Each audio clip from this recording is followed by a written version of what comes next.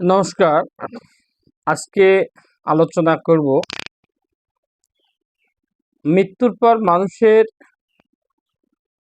কোন মার্গে মৃত্যুবরণ করিলে কোন গতি প্রাপ্ত হবে। শাস্ত্রে দুটি গতির কথা বলা হয়েছে। একটি হচ্ছে উত্তরায়ণ আর অপরটি হচ্ছে দক্ষিণায়ন, অর্থাৎ দেবযান মার্গ ও পিতৃযান মার্গ। আমরা এভাবে বলতে পারি যে কৃষ্ণপক্ষ এবং শুক্লপক্ষ দুটি গতির কথা শাস্ত্রে বলা আছে। তা কোন গতিতে মৃত্যুবরণ করিলে কোন গতি প্রাপ্ত হবে। মৃত্যুর পরে যে মানুষের বা জীবের দুটি গতি, সেই গতি যদি আমরা আলোচনা করি, তাহলে যদি কোনো মানুষ কৃষ্ণপক্ষ, অর্থাৎ কৃষ্ণ শব্দের অর্থ হচ্ছে অন্ধকার,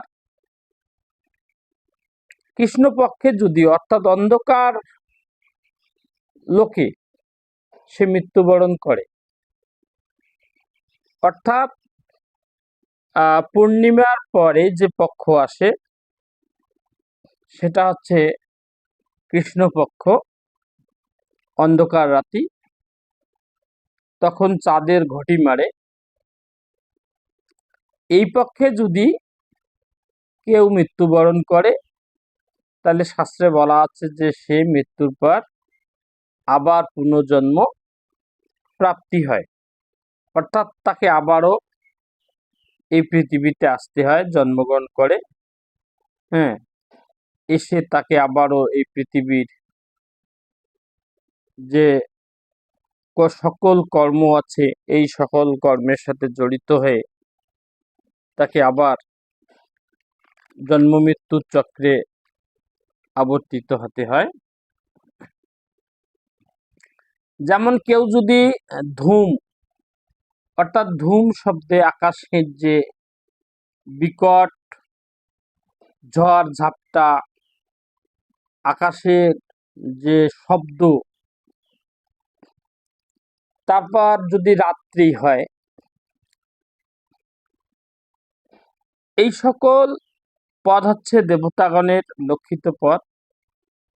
আর এই সময়ে যদি কোনো কর্মী পুরুষ মৃত্যুবরণ করে, তাহলে তাকে আবার ফিরে আসতে হয়। অর্থাৎ এই পক্ষটা হচ্ছে কৃষ্ণপক্ষ। কৃষ্ণপক্ষ অর্থাৎ অন্ধকারময়। এখানে অন্ধকারময় বলতে একটা মানুষের যদি পূর্ণাঙ্গ রূপে ব্রহ্মজ্ঞান না থাকে, পরিপূর্ণ রূপে যদি ব্রহ্মতত্ত্ব না জানে, ঈশ্বর কে, কোথায় আছে, ভক্তি কি, জ্ঞান কি, কর্ম কি, এই সকল যদি সূক্ষ্মাণুসূক্ষ্ম তথ্য তার মধ্যে নিহিত না থাকে, সে না বুঝে, তাহলে তাকে বলা হয়েছে যে অন্ধকারময়, তাকে বলা হয়েছে যে সে একজন অজ্ঞানী। তারপর আসি আমরা শুক্লপক্ষ। শুক্লপক্ষে যদি কেউ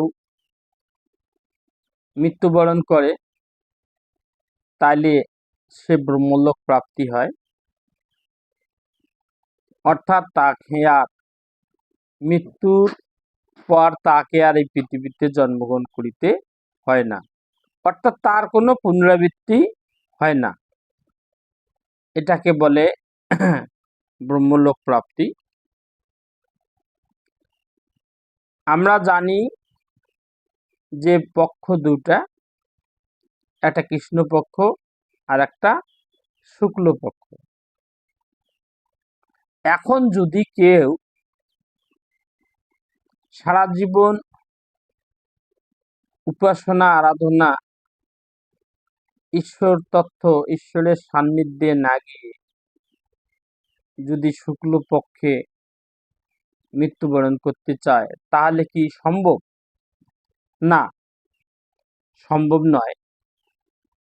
এ কারণেই সম্ভব নয় যে মানুষের যে অভ্যাস, মানুষের যে চিরাচরিত নিয়ম, সেই চিরাচরিত নিয়ম বা তপস্যা, ধ্যান, সাধনা কেউ যদি না করে তাহলে মৃত্যুর সময় তার ঈশ্বর স্মরণ হবে না, ঈশ্বরের যে নাম সংকীর্তন ভাবনা, এই ভাবনা তার মধ্যে আসতে পারে না।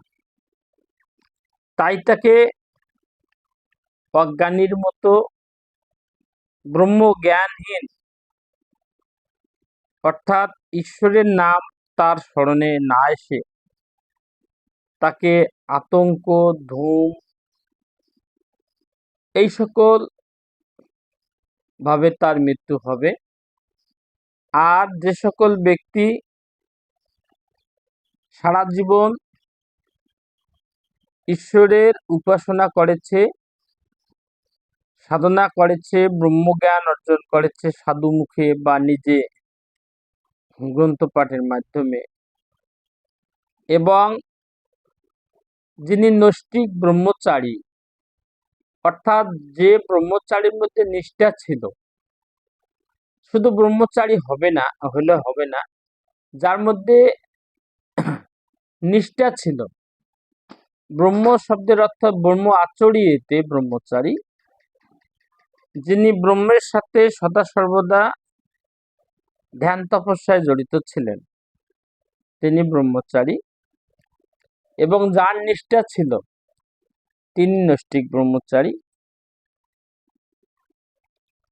এবং সগুণ ব্রহ্মের উপাসনা যিনি করেছেন, সগুণ শব্দের অর্থ গুণ সহ বিদ্যমান, মানে ঈশ্বর সগুণ এবং নির্গুণ,